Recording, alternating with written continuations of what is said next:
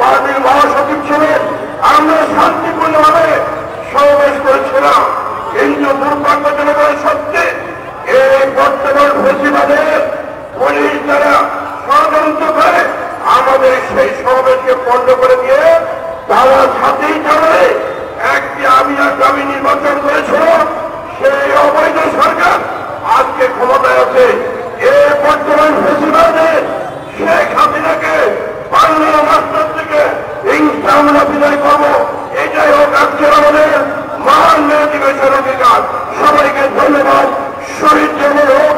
আর জেলখানে যারা বন্দী আছেন, আইনুল কবির খোকন, অমিনুল খান চলে এবং আব্দুল কাদের মিয়াজির আব্দুল রশিদ সাইফুলের নিয়ম অসংখ্য অবিলম্বে এদের মুক্তি দিতে হবে।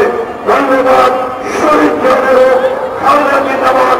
আমাদের নেতা তারেক রহমান জিন্দাবাদ। আসসালামু আলাইকুম।